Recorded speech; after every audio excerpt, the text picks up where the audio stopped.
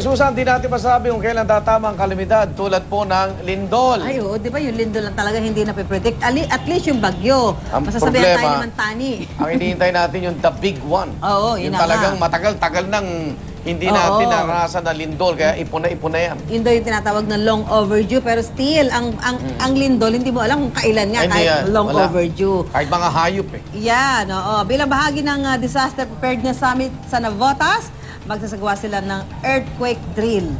Di ba? Yes. Oo. At nasa Navotas Sports Complex po si Rhea Santos. Rhea, kamusta? Maganda niya sa mga bundok.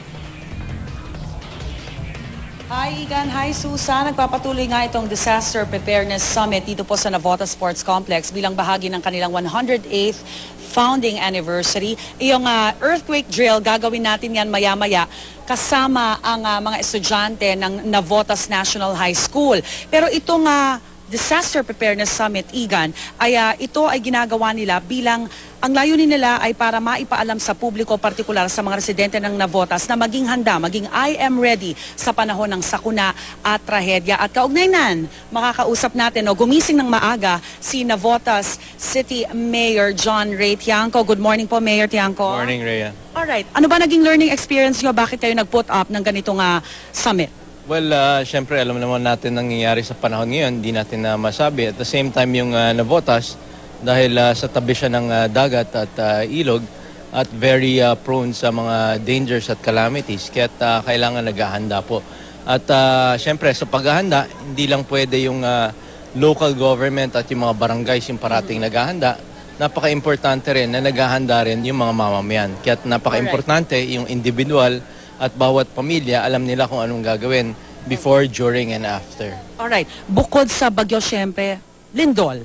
Madalang di na rin natin masasabi kung kailan na tatama ang lindol. Ang mga estudyante, ang publiko po, residente ng Navotas, handa rin ho ba pagdating sa lindol? Well, every year at halos umiikot parati yung mga kasamahan po natin sa disaster, iba't ibang schools para mag-earthquake drill.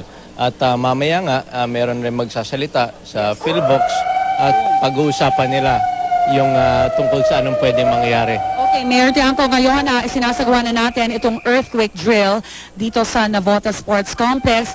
Yan nga mga estudyante ng Navotas National High School. Dapat talaga, alam nyo, kanina may kinikwento kayo sa akin, dati kasi parang masyadong hindi sineseryoso ng mga kababayan natin pag mga drills na ganito. Ngayon, malaki na pinagbago. Well, usually kasi pag nag-drills na ganito at regular na ginagawa, nagtatawanan yung mga tao. Kaya lang siguro sa mga pangyayari na nakikita natin yun, mas conscious sila at kahit papano may kaba, may takot sa pwedeng mangyari. So mas siniseryoso ng mga tao. So very timely na ginawa rin namin itong sa founding anniversary rin namin. Thank you very much, Mayor Tiangco, sa inyo pong oras at sa impormasyong binahagi nyo sa amin. Mga kapuso, nakausap po natin Navotas Mayor John Ray Tiangco. At yun nga, nakita nyo po ang ating earthquake drill.